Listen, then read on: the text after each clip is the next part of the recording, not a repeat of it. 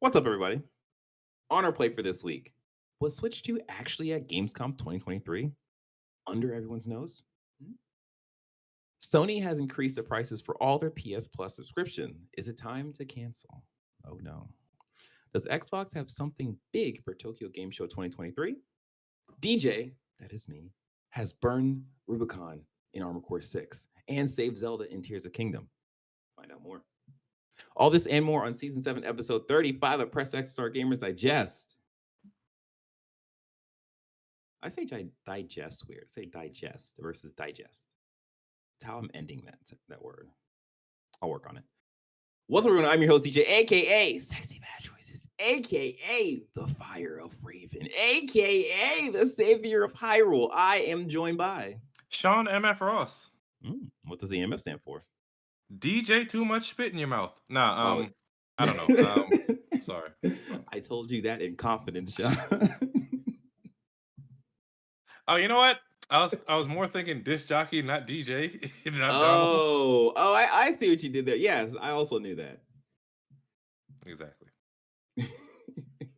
All right. Well, that's us. Now you know who we are. Press X Start Gamers Digest is a video podcast that condenses the most important gaming news from this past week into an hour-long meal just for you. We are live on YouTube every Sunday at 5 p.m. Eastern Standard Time. That's important. You'll find out later. Don't forget to support us by liking the video, subscribing to the channel, hit the notification bell. If you are listening, we greatly appreciate you leaving us a review on Apple Podcasts or the podcast services you are tuned in on.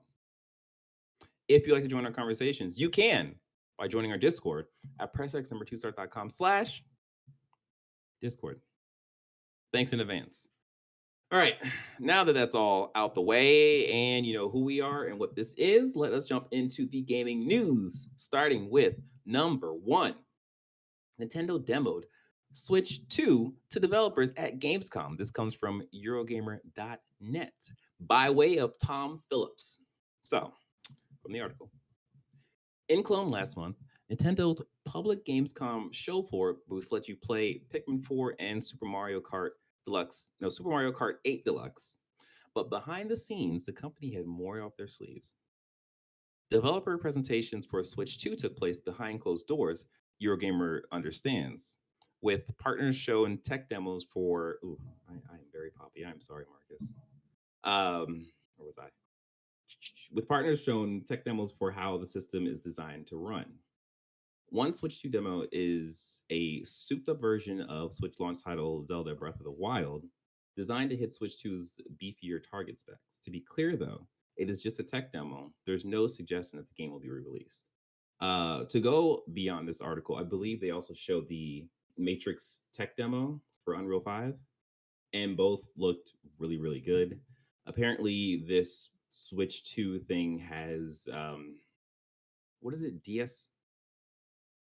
What is it? PLSS. Yes, that's what it is. I was gonna say something completely different. So that's good. Like this is all stuff. This kind of confirms the rumors that we talked about before about how the Switch 2 was supposed to hit like the PS4 / Xbox One, I guess, tech range. So this kind of lines up with that. This is great. I think this kind of goes back into our conversation a little bit about the last Nintendo Direct. Actually, I didn't put this on the show notes, but there's supposed to be a rumor that we're getting another Direct this week coming up. So that could actually add more information to this whole Switch 2 thing. Don't know. It'd be kind of early for them to talk about that. Maybe. It's yeah, probably. Maybe after Mario Wonder they'd start talking about Switch 2. Yeah, what's your thoughts on this? I'm interested in getting this when it comes out. Yeah. I mean, I don't play my Switch religiously anymore like I used to when I first got it, but I mean, I feel like the quality of their exclusives warrants getting the next Switch console, whatever they may call it. I mean, as we were talking about before offcast, yeah, we're getting Super Mario Brothers Wonder in October, I believe it is. But if it took them this long, and I'm guessing they they took elements from Super Mario Maker 1 and 2, and kind of figured out what people were doing with their, creator levels and what have you. And they came up with this, new 2D game. I'm only imagining what they're cooking up for the next 3D thing, because Mario Odyssey came out in 2017, and Absolutely. what's that? 6 years. Yeah, 6 years before that. The last thing we had was Super Mario World, which was 4 years prior to Oh, that. And then so it's before been a that, really long time since we've yeah, had a new before that 3D. it was Yeah. Super Mario Galaxy. That was '07. That was 6 years. Another 6 year Oh, gap. Jesus. So Yeah. I would imagine that's the reason why we didn't see a 3D Mario, is to not take thunder away from Wonder. And as we were trying to guess what they would launch with, because I mean we just got Tears of the Kingdom, so a new Zelda game is far out of range. So the next Yep. logical pillar that would bring everybody on board, because I don't think they could have launched with a Pokemon game. That's not going to bring Yeah. in Yeah. the kids and the adults. Super Mario is universal. I think we're due for that, and maybe another Mario Kart game, probably like 6 months to a year after that. Yeah, for sure. There's a Nat that's trying to get into this conversation. Um, Yeah, like I totally agree with that. I think looking at the Nintendo slate of games, the only other thing that I could probably think of would be like a Donkey Kong, but I don't even think that has the same reach as Mario. I mean, of course it doesn't. But like we might get I mean, it's possible that we get a Donkey Kong like in between Mario Wonder and the new yeah, Switch too, like like sometime next year. But yeah, I definitely think like if you need a heavy hitter to launch with a console, a Nintendo console especially, you go Mario. Like you can't fail with Mario. I don't see any other big first party bombs dropping on the Switch one, uh, unless it's going to be backwards compatible. But Yeah, if it's true that it's going to launch with, I highly doubt it's going to be power comparable to the Xbox Series X and PS5. But absolutely not. Yeah, I no. mean, if it's, let's call it PS4 Pro, maybe Yeah, Xbox One X level of power, yeah, I wouldn't complain. I mean, they're never trying to be. They stopped trying to be on the power curve with Sony and Microsoft way back with the GameCube. So yep, yep. um, Yeah, they're I they're just think gonna do their own thing. yeah, I totally agree. I think like they're not even worried about like having their new console being compared to Yeah, the PS5 and Xbox Series platforms. I think for sure they're just making sure that they have a more powerful console to run yeah. their games and hopefully avoid like the um we got comments in the chat talking we're talking too long. Hey, look, this is what you come for. You come here for us to talk about games. That's what you're Did you doing. come for us to talk or to hear us strip? So yeah, I definitely agree that this has to be a Mario. So yeah, we'll see what happens. Number two, new interview with Zelda boss suggests that there's no plans for Tears of the Kingdom DLC. This comes from Nintendo Life. I'm just going to go ahead and jump to the end. I totally agree. That is okay. This article comes by way of Jim Norman. So the actual quote from Anuma reads, there are no plans to release additional content this time, but that's because I feel like we've done everything we can to create fun in that world. In the first place, the reason I decided to make this sequel to make this sequel, nope, there's an A in there. Make this a sequel to the previous work was because I thought there was more. Let's just reset. Let's just start the whole week over. It'll be Okay. okay. All right. I decided to make this a sequel to the previous work because I thought there was value in experiencing a new game in that Hyrule place. If that's the case, if a new reason arises, we might return to the same world again. Whether it's a sequel or a new work, I think it's going to be a completely new game. So I hope you are looking forward to that. So essentially, Anuma is saying yeah, we've put all the ideas in Tears of the Kingdom that we can, and we're pretty much done with this world. We're done with this version of Zelda and Until Link. yeah, And yeah, and it's like I totally I'm okay. As I said in the start of this cast, I just beat Tears of the Kingdom, and like the way that game ends is just like perfect, sort of perfect. But we'll get there. Yeah, like, and I look back at Breath of the Wild. I Yeah, didn't beat that. you I don't should. think. Yeah, at this point, I feel like it's too late. I just it's too. Anyways, like I feel like there probably wasn't a sequel in mind at that time. Hmm. And the reason why a sequel was even thought about was because of all the people playing around in that physics engine and doing different things. And that probably sparked an idea from a Newman team for them to be like, oh, we should actually use this stuff and make a sequel. Like it could be very, very beneficial for us. And that's what he did. So I think like he's like leaving space that, if there's ideas that come from whatever time passes between now and the next Link or Zelda game. It could be Tears of the Kingdom 2, or it could be something completely new.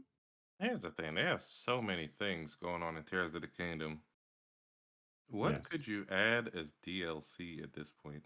That's my thing. That wouldn't break the game. Like nothing. Nothing. You've there's essentially in my mind there's nothing that they can add other than like improving the actual combat, and it's just like just make a new game that has improved combat. Like treat combat for Link a little differently or something. Like give him a bit more features or whatever. But like, yeah, got me, got me. Uh, I just know the next Zelda game is gonna have all the people who jumped on for the first time with Breath of the Wild and Tears of the Kingdom. Like, where is this mechanic? It was better when they had Yep, this. Where is it? yep, Why does he? They may yep. not understand the whole Yeah. storyline. Actually, now that you said it, I would imagine the next Zelda game will probably not look like Breath of the or Tears of the Kingdom. Yeah. Although, actually, no, because they did say that when Tears of the Kingdom launched, they said that oh, this is going to be the new format for Zelda Hmm. going forward. So yeah, whatever. They can easily just lie to our faces. Yeah, they've done that before in the past. Oh, It's that's so beast. not nothing new. All right, number 3. Time to cancel PlayStation Plus as Sony quietly raises prices through the roof. That specifically comes from Forbes. We're not really gonna jump to that article because really and truly, I just wanted to read that headline. So the Here's the thing. actual. Here's the thing. Go ahead. Go No, no, ahead. Go no. ahead. First of all, go ahead and read off the prices. Okay. So the actual prices that the new prices, I should say, are for PlayStation Plus Essential, the 12-month subscription will now be $79.99. That is a $40 increase, I believe. I'm not exactly sure what Not 20. Essentials was. 20? Okay, okay. It used to be 60. Uh PlayStation Plus Extra is now $134.99, which It used to is be not 100. 99, yeah, 99, whatever. So they added $35. right. And then PlayStation Plus Premium is now 159.99, basically 160. It used to be So 120. Yeah. yeah. So pretty much a $40 price increase for these subscription plans. Uh the other thing to note about this is when this was actually uh told to us by PlayStation was through their blog was for September, talking about the September PlayStation Plus games. And the games that was paired with this announcement was pretty much just Yeah. not a good showing from PlayStation in terms of hey, look, these are games that you want to spend your money on.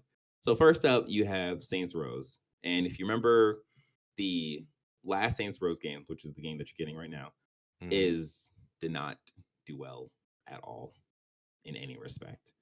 Then you get Black Desert, the Travelers Edition, Oh, which wow.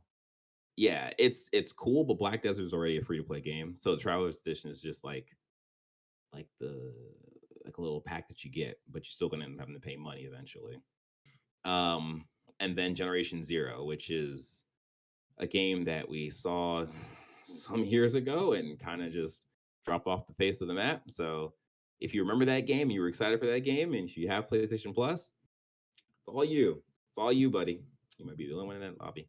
Um, so yeah, overall, yeah. Go ahead. Go ahead. Yeah, go ahead, Sean. I was Go gonna ahead. say, here's the thing.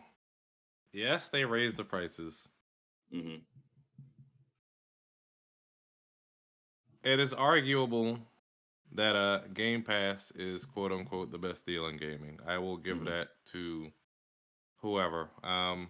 Value is relative. Value is subjective. Game Pass Ultimate, which I guess most people have, is $16.99 a month. Multiply that times 12 is still more expensive than the PS Plus Premium, whatever the hell it was, top tier, which comes out to like $200, $203 for the year. Granted, you could get normal Game Pass just for console, and it's only $10.99 a year, which is Hmm. I'm sorry, $10.99 a month, which comes out to $131 and some change. Hmm. Yes, you still get Starfield with the base Game Pass tier. You still get your day one exclusives for the time being. Um, Access to those. Once again, value is still subjective. Yeah. Like, is there anything you see on? You know what? I'm not even gonna say that about Xbox. I'm gonna say, is there anything that you see on Game Pass that you want to play? But we're not gonna go down that road. We waxed poetic with that shit with Hmm. Jordan many times. Um, as what was this Paul Tassi who said this? Oh, Eric Kane. Uh, It was Eric Kane who did yeah. this. Um, Yes. Unfortunately, at some point they probably had to do this. We couldn't keep getting cheap things for long. Netflix raised their subscription price, or they're adding ads to the cheaper subscription tiers. I don't know what's the last place to do it. I think Disney Plus is raising their stuff at some point. Like, Well, right. specifically on PlayStation, they're Mm-hmm. saying. So this is from the blog post. Mm-hmm. We also wanted to let you know that starting September 6th, we'll be increasing the price of PlayStation Plus 12-month subscription globally across all benefit plans. Yeah. This price adjustment will enable us to continue bringing high quality games and value added benefits to your PlayStation Plus subscription service. I think that's where, for me, anyways, that's where it gets kind of weird because it's like, all right, well, high quality games, sure, I understand that, but Yeah. value added benefits, it's like, okay, what is the actual, They should what have new are we announced more getting tangible versus, things along with this price increase, or at yeah, least waited till they had a better month of games, to announce this with. So I mean, yeah, this does feel crummy in a fall season. yeah, absolutely. But like again, just to go back to what you're saying, like it for me, this seems like they are biting the bullet right now, knowing that when Spider-Man 2 comes out, it's going to be such a big hit that people are going to buy this game. People are going to sign up for PlayStation Plus because, inevitably that is just what you do when you buy a console. Like you look at the subscription plan, like, oh, these are a bunch of games. Sure, I'll sign up. Yeah, Oh, it's now 100, or it's not even now. It's like, oh, it's 100 and something dollars. All right, sure. I'll give it a shot for a month, and then they forget about it, and then boom, they're yeah. getting money from that. So it's like I I get it from the business side, but yeah, as a consumer, just doesn't this doesn't feel good, especially knowing that like PlayStation, we really haven't seen too much from their first party studios. Yeah. Like the thing we're getting this year is Spider-Man 2, but beyond that, really and truly, Final Fantasy 16 was the last like exclusive that PlayStation got. It's really just been coasting essentially. So it's like, give us a showcase, It, Sony. it it's crazy how quickly we consume games now because years past we would have eaten with Final Fantasy for months. We would have That's eaten true. with Street Fighter for months, Spider Man for months. Now it's people are trying to rush to get through this shit in a weekend and platinum it and Mm-hmm. on to the next. We have Mm-hmm. yes, they raised the price, but I mean they have a truckload of good shit to play on there, and That's true. That's true. I don't know. I don't know. Yeah. For people to say it's not worth it is, I mean, that's subjective. I think that's my only Exactly. thing is people make it seem like that's just a definitive fact that it's Yeah. not worth it at all to anybody.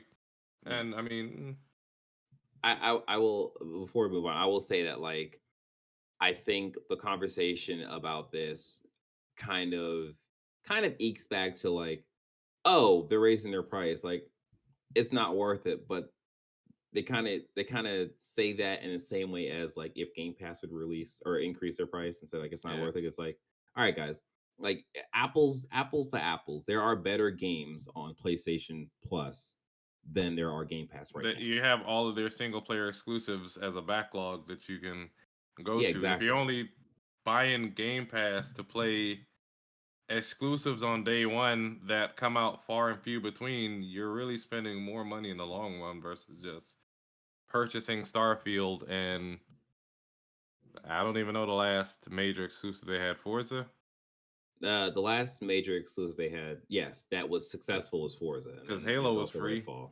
They Um, had, yeah, could you imagine being pissed off if people bought Redfall on day one without Game Pass? I mean, once again, value is subjective, yeah. but we neither here nor That there. also Whatever. just wasn't a good game. So yeah, it's definitely a thing of like this sucks, but it just could be a thing of PlayStation know that whoever leaves their market or whoever leaves the Yeah, subscription plan, it's not going to necessarily affect them too much because one, they'll be making extra money off of everyone who stays, they've done the and numbers. Yeah, yeah, yeah, and of course, and like more than likely, this this whole announcement is in the blog post. It was buried under the free games. Like it's being talked about, but it's not being like yeah. publicized. So I mean, I don't know. Maybe that price increase goes to the budget for licensing better games. yeah, yeah, Yes, Sony as a whole may be making, let's say, 3 billion last year. All of that doesn't go into one bucket to be spent by, you know, one specific arm of the company. Everything is right, sectioned out and what have you. But yes. Jim needs to buy his shirts. Where's he getting that money from, guys? Us. next Us. story, sir. Next story. All right. Before we get into ReedPop and ESA having a little trouble in a relationship. Hey you. How you doing? Subscribe. Do it. I'm not gonna tell you what to do, just subscribe. No, I should tell you what to do because that's proper manners. All right. Like the video, subscribe to the channel, and the notification bell. Beyond that, you can join our Discord at pressxnumber2start.com/Discord. Beyond that, if you are listening, shame on you. Should be watching. But if you are listening, you can leave us a review on Apple Podcasts or podcast services you are currently tuned in on. And after that, you can get back to the show. All right. Number 4. ReedPop and ESA part ways over E3. This comes from GamesIndustry.biz. Where is this article? Right there. All right. So this comes by way of Christopher Dring. So yeah, this sucks for ESA for E3, but everyone else is kind of like, yeah, we kind of figured this was going to happen. Writing So been on PAX the wall. organizer ReedPop will not be working on future E3 events. The company and the ESA have announced. The ESA has also informed the Los Angeles Convention Center, which is a traditional home of E3, that it will not be putting on a show on. They will not be putting a show on there. Not be putting on a show on there. Anyways, there will be no show in 2024. The ESA has not canceled plans for a 2024 event, but if one was to go ahead, it won't take place at that venue. GamesIndustry.biz understands that the trade body, is also working on a complete reinvention for E3 for the E3 show for 2025. ReedPop, which is also the parent company of GamesIndustry.biz, has signed a multi-year deal for E3 in 2023. However, the first effort to relaunch the event failed to get off the ground, and the plan for 2023 show was canceled. The decision to end the relationship was a mutual decision. So, yeah, I mean, this I isn't would say bring surprising. it over to DC, but I don't want all that traffic over here. I mean, I would love it. I think that would be a great idea. Bring it to the DC Convention Center. Come on, like we need an E3. We need some kind of big gaming thing. Do it. Do it, ESA. I don't know how you're gonna do it, but just do it anyway. Like this is Hmm. I'm left um what's the word? Nonchalant about this. It's like, all right, I kind of figure that the ReedPop thing didn't work, seeing how they canceled the this year's E3, Yeah. and of course, Jeff Keighley's out there crushing it. I think when this was posted, Jeff Keighley made a tweet about you can expect Summer Games Fest next year, 2024, at X time, and so on and so forth. And it's just like, hey man, he's doing The what he's supposed to shade do. Like, yeah, I mean, but then again, like it's like I feel like he's gonna keep doing this until E3 is officially dead in the in the ground. ground. Yeah. So it's I just like, mean, what did they do to him for him to be doing these victory laps and gloating like this? I bro, wonder. like, whatever that conversation was. Are we gonna Oh see my like gosh. a documentary on Netflix like 2 3 years from now, like the life and death of E3? Yeah. I'm curious. I'm curious to see what's going on behind the scenes. Why they can't get their stuff together? Yeah. I mean, and this is pure speculation, but I figure it's just a old company Mm. just not being flexible enough to move Uh, in the current industry. Yeah. the Because like blockbuster them talking versus about Netflix type shit. yeah, like them talking about a reinvention for E3 show 2025, I definitely think it's gonna be a digital thing. Like it's either gonna be a digital thing or they're gonna Yeah, try to do like a PAX type of event where it is like more player focused because that's what they were trying to do before. yeah. They were trying to they're trying to blend the like industry people with the fans and stuff, and it just didn't really work out. So I feel like digital is probably the best way for them to go, and that would also probably save them a lot of money. And I I think mean, it's I probably one of get the it. issues here. Why would the gaming companies, the publishers, and all that want to Exactly. pay for floor space, which was hella expensive, and you're fighting for eyes. Yep. Everybody's being shown stuff at the same time. Yeah, they had their separate, secret meetings to show off things in like other rooms. But I mean, at this point, with Jeff Keighley, he's getting his money from the advertisers. They're showing their stuff. I'm not gonna say for free, but Hmm. they're working up something where it's more financially viable with Jeff Keighley. So Yep. uh, Yeah. yes, they got to figure out something. Yeah. Totally agree. Totally agree. Like I think the the key behind Jeff Keighley stuff and why it works so well is that he's not he's asking for different parts of PlayStation, different parts of Xbox to show at his thing. Yeah, Whereas E3, they were like, okay, PlayStation, you put on a show. Ubisoft, you put on a show. Xbox, you put on a show. And this is when you guys are going to put on the show. yeah. So it became a thing of like, all right, well, now we got to figure out all these extra things instead of having our developers continue working on the games. And it's like, I get, Yeah, then they were pulling out vertical slices for the journalists to play and all that stuff. Yeah, that takes more yep, time. yeah, yeah. And it's like, there's definitely a benefit to that because even in the summer games fest and in that whole showing, they had like demos and stuff for games that the journalists and stuff could play. But I don't know. I just figure that Jeff just probably has a different formula that is just working a lot better than whatever ESA could come up with. So yep, Mm. that's that. I guess we'll see in 2025 what ESA has for us. But what Starfield has for its play, I don't know, it's bad transition, whatever. So Technically. Starfield hits 1 million concurrent players. This comes from Phil Spencer's tweet, X, Phil X Spencer's gonna give it X. to you. Yeah, that's still a really just dumb thing by Elon Musk. Anyways, Starfield exceeds 1 million concurrent players across all platforms. Thanks to all the players who helped us reach this great milestone, and congrats to the Bethesda studio. No, Bethesda Game Studio. PlayStation Anyways, is Bethesda better. So no, studio. no. I'm actually glad for them because they needed they needed this. Absolutely. Yeah. A healthy competition is good for the devs and the consumer because steel sharpens steel, as they say, whatever. Yeah. Um, Oh, yeah, that's pretty good. I just wish Sony didn't try to make it exclusive. Maybe we'd be able to play it. Microsoft wouldn't have Yeah. pulled the trigger, and just bought the whole goddamn studio. But then So again, it would have released last year, and it would have been as good a game as it is now. So I mean, that's it is exactly what where it I'm is. at. I feel like if this if Starfield released in the Bethesda being a third party Yeah. situation, I think it would have either probably still been delayed and probably came out more buggy versus what we have now. Like I just think like this is probably the best scenario But people don't mind the for bugs, so I don't think that would have been a detriment let's necessarily. people don't mind the bugs, but the reviewers are going to mind the I bugs mean, they just because take like that with that.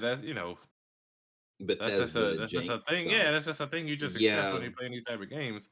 Um, yeah. I wonder what they spent the year polishing and what they spent the year fixing.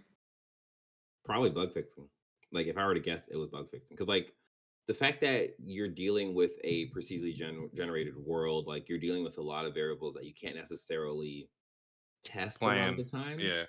Yeah, so it's just like they probably polished it as much as they could.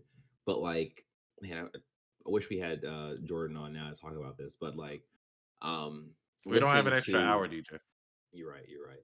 Listening to some of the like chatter now that's coming from Starfield, like people are kind of running into problems with either like different bugs that are happening, like things Yeah. kind of just spazzing out. But on the flip side, people are also not necessarily jiving with the story or like they feel like it's kind of weak or the writing's not good and basically Yeah. just running into a lot of issues.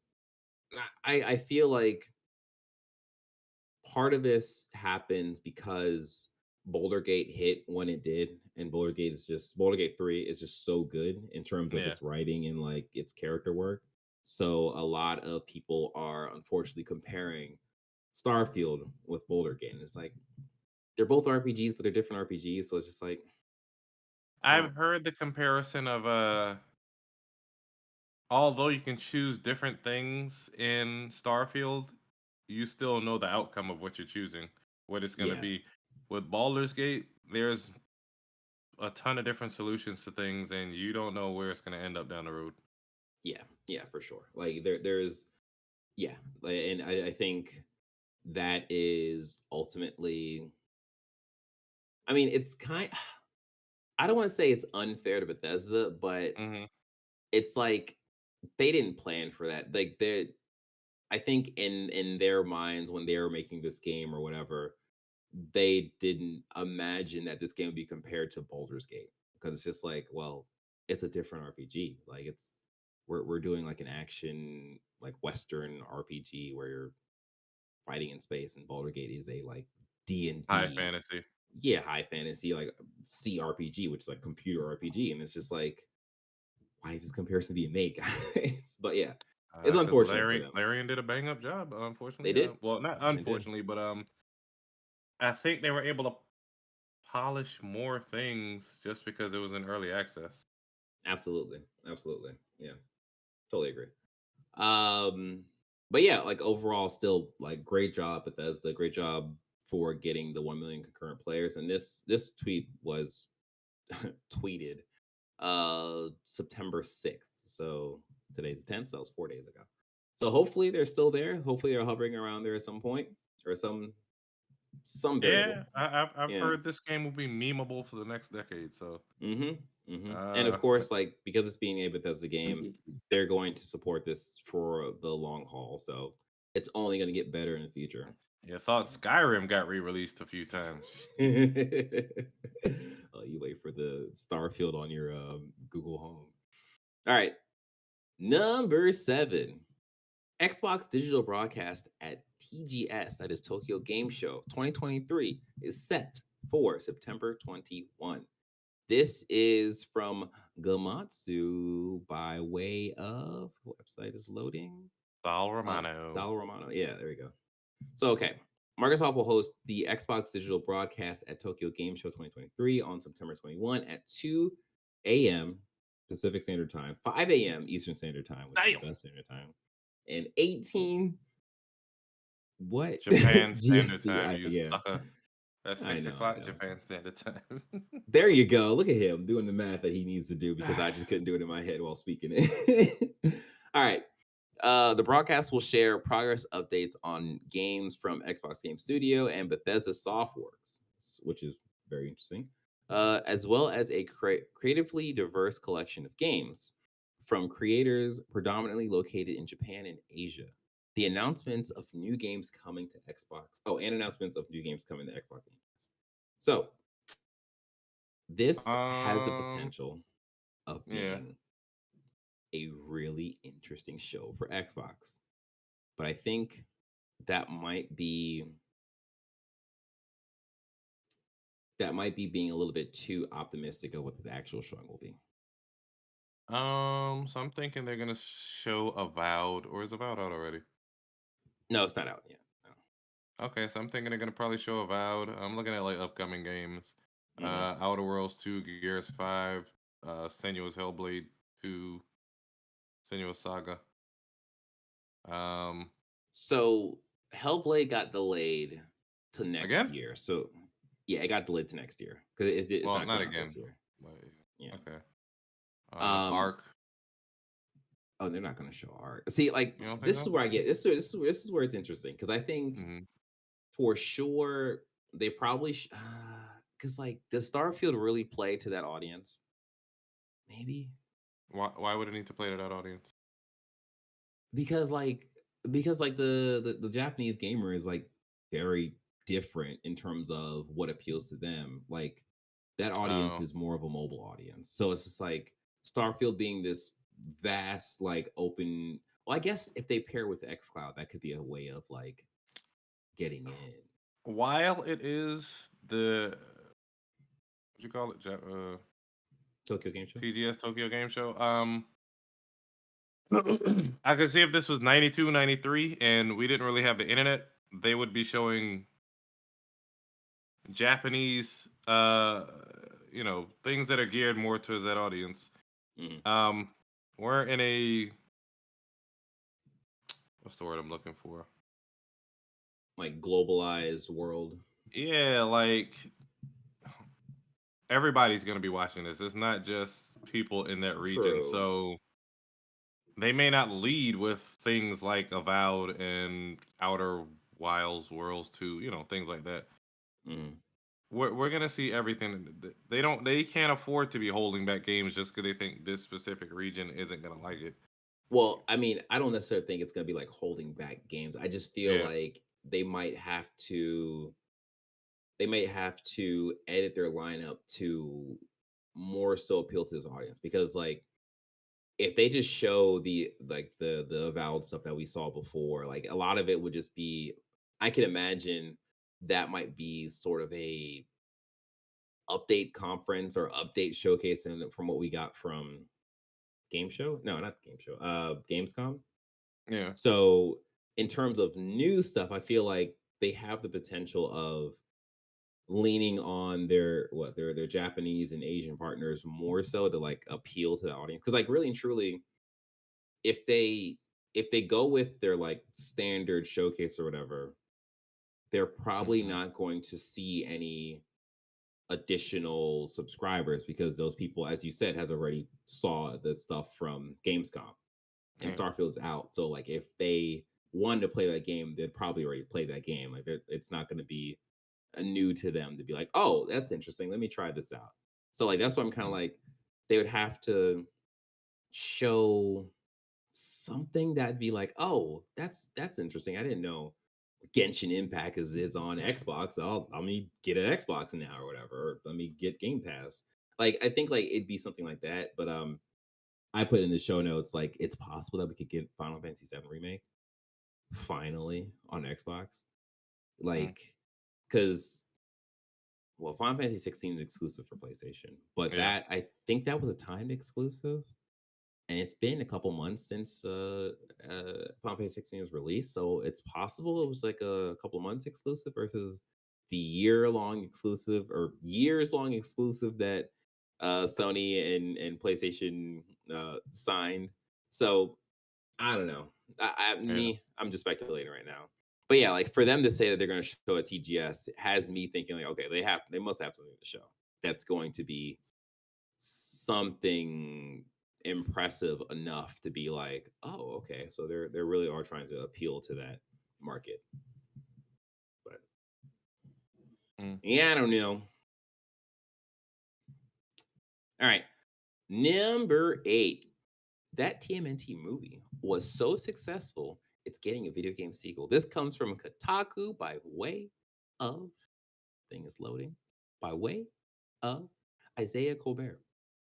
The Teenage Mutant Ninja Turtles are in the midst of a comeback of sorts, or at least a little renaissance.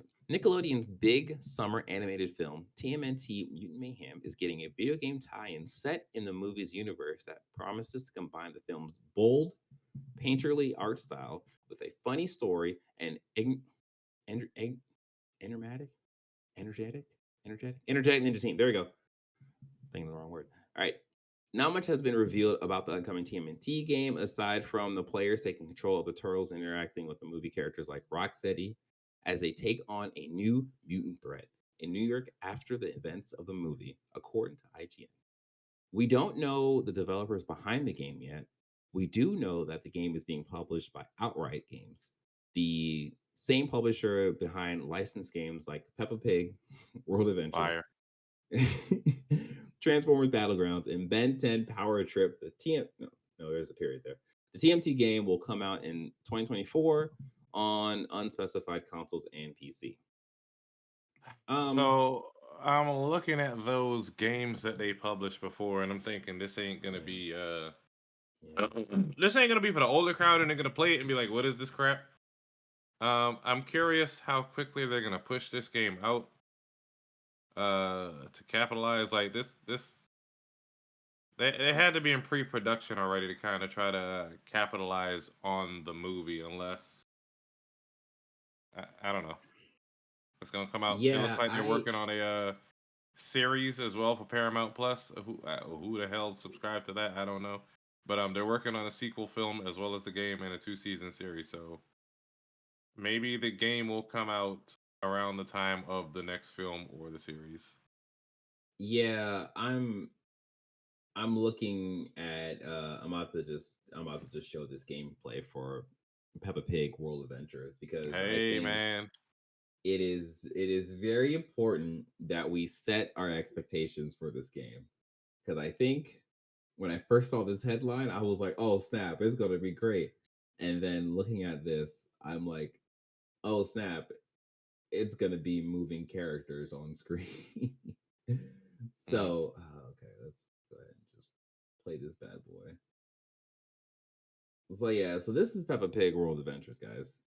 Um, we need to set our expectations really low for this game, like really, really low. Don't set any expectations. Don't even look its direction when it releases. It's not for you. It's definitely not gonna be for. For anybody interested in this, they need to be waiting for the last Ronin video game, and even Yeah, then, you're right. that's being put out by Nickelodeon. I doubt that's gonna be a Ghost of Tsushima style. I'm not expecting much from that either. So, Yeah, just leave it in the yeah. past. You're right about that. You're right about that. Speaking of past, let's leave that one in the past and get into our next I can't stand you. thing, which is YouTube is testing bite-sized games on desktop and mobile. This comes from Engadget. So By I've been testing way. this. No, I'm joking. Oh. I would have believed you outright. I would have just completely believed you. So this article is by Lawrence Bonk. That's a cool name, Mhm. Bonk. YouTube is launching an in-app platform for bite-sized games, adding to the ways you can interact with content on the popular video service. Sadly, this is no full-fledged cloud gaming experience. Think of it more like MiniClip living inside the social video site. This is an experimental offering, and as such, only available to select participants or beta testers. How to know you've been chosen? Open up YouTube app and look for playables. Look for a playables tag alongside content on the home feed. For the lucky few, games work on both desktop and website. or desktop website and mobile devices. So yeah, so there's no published list for these games. What they have found is that there is right now a game called Stack Bounce, which is also found on Google's Game Snack service. Mhm. So yeah, this is interesting. Is this, Sean? Is this a way of Google trying to salvage whatever they can from Stadia? Nah, this is something different. You The think issue so? with Google and a lot of other tech companies, Google specifically though, is the way to move upward, your upward mobility in that company is tied to generating fresh new ideas, not Mm, fixing and refining the old stuff. yeah. And they don't have a unified vision or I don't know about mission statement. They don't have a unified, mission for the company. They just got rid of something Nest related, and they're shutting down like the services for uh I want to say Nest Secure. There's something, but basically one person may be in charge and they'll be like, ooh, I like this thing, they'll buy a company or they'll come out with, you know, whatever type of service. Hmm. They may get promoted or leave to a next company, and then somebody else may come in and they don't care about that thing, so they pull resources from it and it just goes to the wayside. If Right. it's not search, YouTube, maps, or Gmail, Like their uh, big like tentpole yeah, they platforms. don't give too much of a damn. Let me see. Yeah, search, YouTube, Maps, Gmail, Google Drive, and Photos in the Play Store. That's about it. Hmm. Yeah, this is interesting.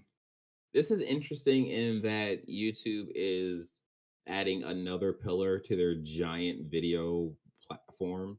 And Mm, it's like, okay, if it works, cool. But this isn't, I don't look at this and be like, oh, this is gonna be a new platform for gamers to play games. I think this is just gonna be a side thing while you're watching a stream of, I don't know, Westy play DMZ or something. So I definitely don't see it as like it being that much of a disruptor for yeah.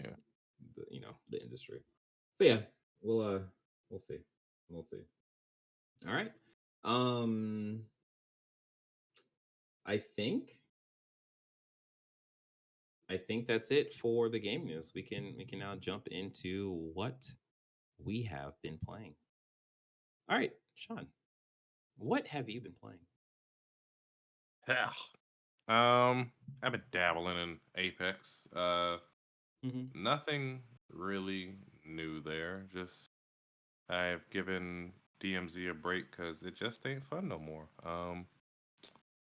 That game has turned super toxic. It is turned into, and I mean, we've been complaining about this for a while now. Just six-man Hmm. squads, roving death squads, and they just talk trash, call you all types of slurs, and they act like they're better than you because they ganged up on you, in a tank. It is what it is. So, I mean, I've kind of gotten Yeah. off of that.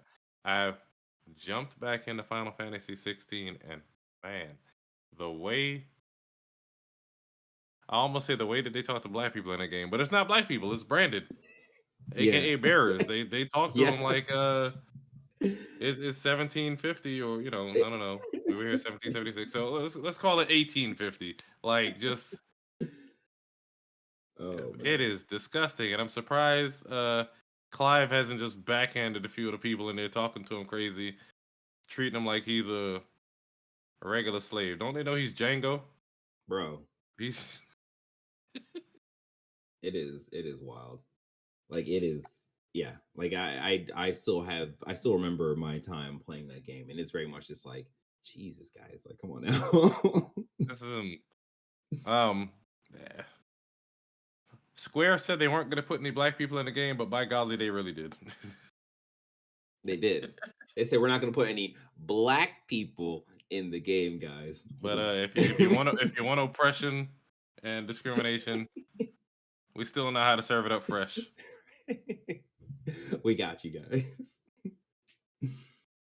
Oh But I yeah. mean, I just got Ifrit, and I mean, I'm just working my way through the games. I mean, Mhm. that's that. What you been playing? So I have two big, actually three things, but mainly two big things. I have beat Armor Core 6, my guys. I've done it. I have become, well, I guess, started the Fires of Wraithen. This What? this Explain that. game. So the game is called Armor Core 6 Fires of Rubicon. And it's just like, all right, well, what's that? What's that Fires of Rubicon? What does that mean? And okay, do I want to spoil it? Is it that big of a spoiler? I'm trying to Nah, don't think. spoil it. Don't spoil it. You could. So I, If you want spoilers, join the Discord. He can tell you there. right? Yeah. So I will say that, like, and okay, so I'm gonna go in review mode. I totally love this game. It was a very hard experience. I will probably say that this is probably the hardest game that I've played and beat to date. Trying to make sure that is an Harder than Elden Ring. accurate statement. Yeah, oh yeah, absolutely. Like Elden Ring, I will say the one thing, like Avery say, like Elden Ring is not hard. It's just you have to Put in the figure time. out, yeah, like a thing that works for you and do that. And it's like totally get it, because my ding for Elden Ring was always like the combat does not feel that involved. It doesn't feel that engaging. Like the parry windows are just completely Unforgiving. asinine. Yeah, and it's just like the guys wind up for like 4 minutes and then they attack you and do like 80% of your health, and you're just like, there's no way I was supposed to dodge that other than knowing the exact time to parry. And it's like that's not intuitive. Like nothing about this game is intuitive. And I think jumping from that into Armor Core and like just having my baseline knowledge of Armor Core helped to some point, but like a lot of it was like learning the timing and stuff. And I would say like the timing window and all that stuff was very easy to pick up. It's very easy to learn and understand. Like, all right, well, this is what I need to do. And I think making making the game teach you how to play and then pairing that with having the ability to tweak your armor core after you die at a checkpoint, Mhm. it's like it's the perfect match of just like figuring out a build that works for you and then like using that build and actually conquering whatever boss you're fighting. I think I wonder if I can gameplay, play the trial. Curious. Go ahead. yeah, no, I would recommend, if you can, trying this game. Like if you have any interest in it, pick it up, because I think it is definitely worth the, at least to me, I think it's definitely Hmm. worth the going through the process of like fighting a boss over and over and over again and like learning how the boss works and just like conquering it. Uh, Story wise, I was very surprised with how impactful the story was and how like invested I became with the characters. Yeah. Mind you, this is a game where you see no faces at all. This is a game where you only listen to characters by way of like comps and stuff. Yeah. So there was a point where something happens and you get introduced to this character and you're kind of with this character for a majority of the game. And like there's a part in the game, like, so there's like three parts where you get to make a decision in terms of you pick a mission to do and that will influence what happens in the future. I made a decision early on and I was like, oh, that was weird. I don't know what's gonna happen here. And it's kind of progressed. And then I had another decision like near the end of the game. And I literally had to put the game down and be like, nah, I I honestly cannot pick between these two missions because both of these characters are important to me. And I'm just like, I don't know what I want to do. Did you just So roll a dice? I no, I just slept on it. I literally slept on it. So the next day I woke up Jesus and I was Christ. just like, all right, fuck it. I'm gonna pick option one. And literally at the start of the match, one of the characters like, so you've made your decision. And that was the last I heard from that person. I was like, ah, dang. You son of So like a. I played, I beat that mission, and then the next mission, essentially, um I had to go meet that person that I basically was like, yeah, I'm not gonna go your route, sorry. And that was that was like the hardest fight. I don't want to post a video because that's going to be a spoiler, Yeah. but like that was the hardest fight. Like I literally felt like I was Krillin fighting Goku at like after he just figured out Super Saiyan. You And it's shouldn't have just been in a war like zone. right? I was just like, I don't even know what to do with this. But like the character was so fast, and like their strategy was basically to boost behind you and then do like a melee attack. And it was like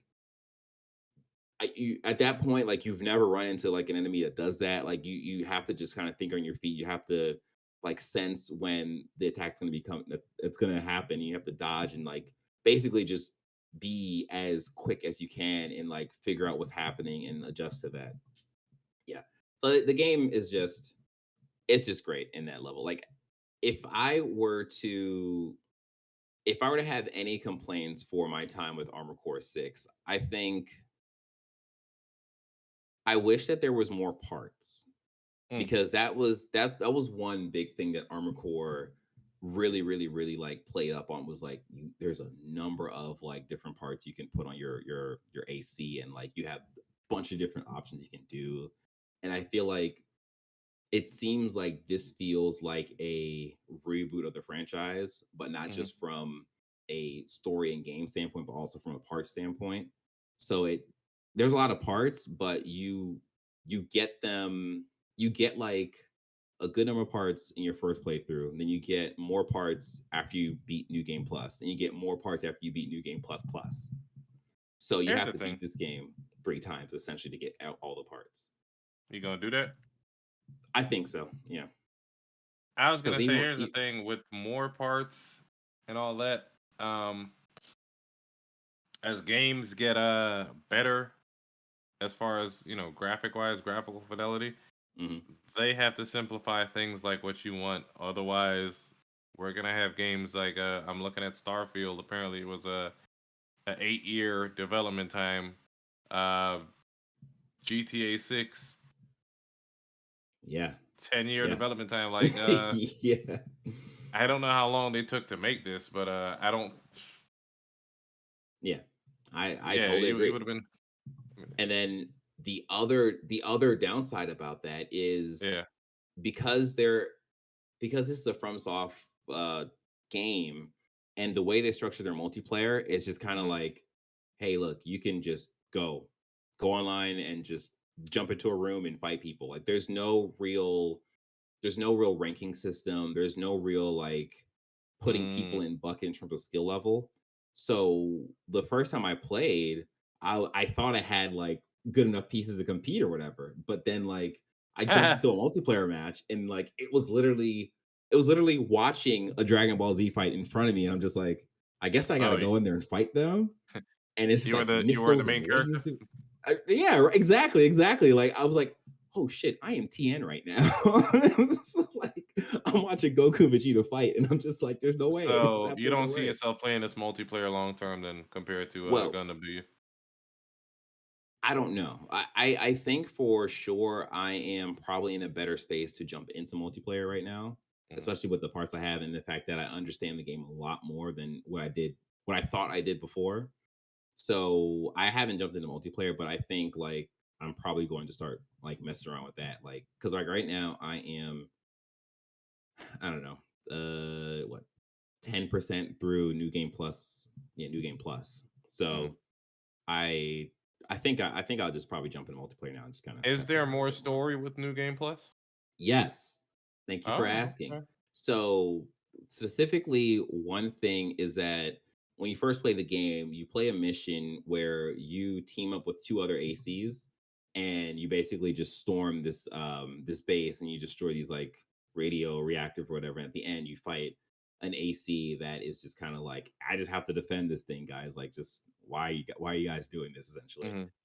But in New Game Plus, you get halfway through that mission and then you get a comms or like intercepted comms from the base essentially that you are fighting, and they're like, hey, we will pay you double if you kill the two ACs that you are teamed up with. And it's just What'd like you do? I was like, yeah, absolutely, yeah, sure. Money is money. So I turned against the two ACs. The first time they beat me because I wasn't built for fighting ACs. Like I had weapons to like destroy the little grunts and stuff on the ground. Yeah.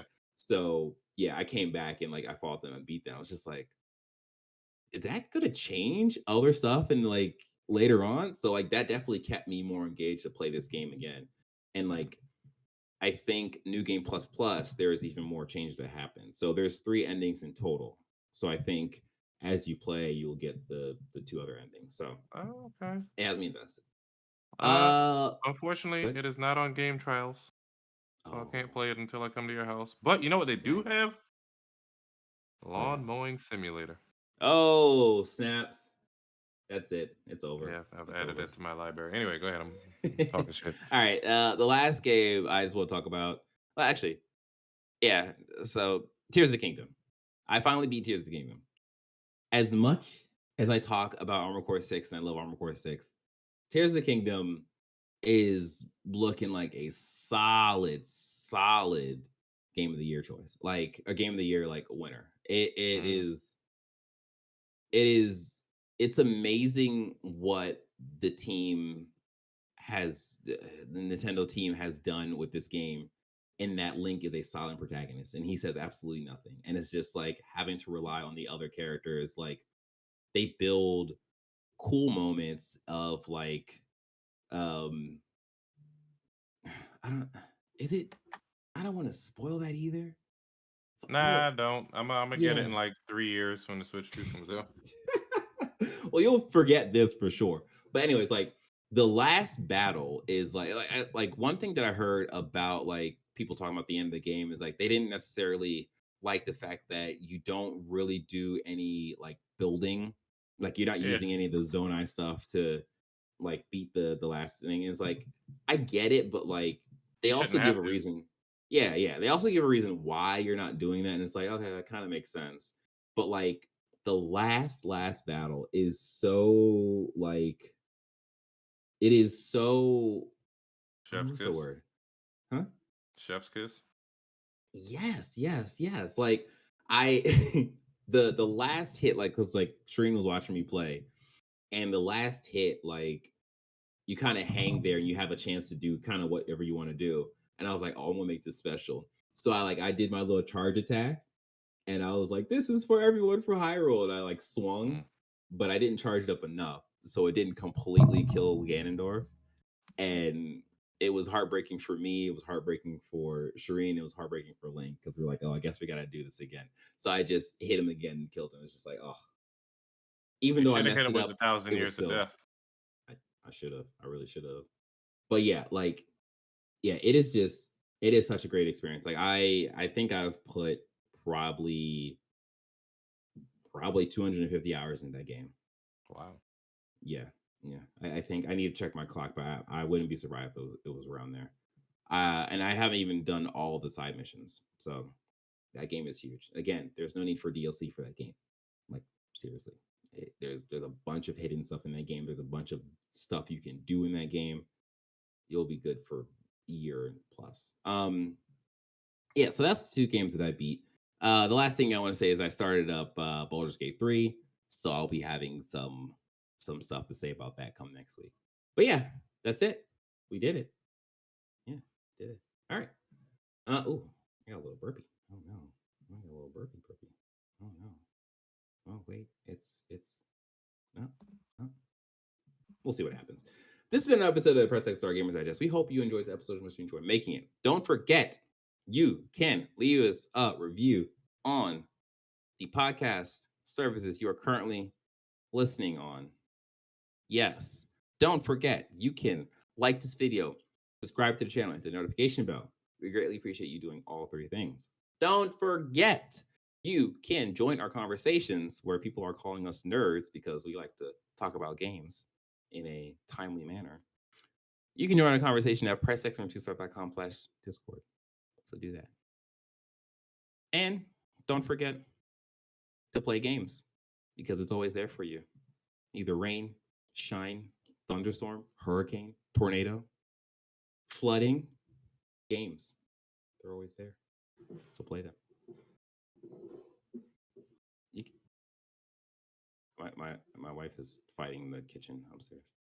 All right. Bye, guys. Later.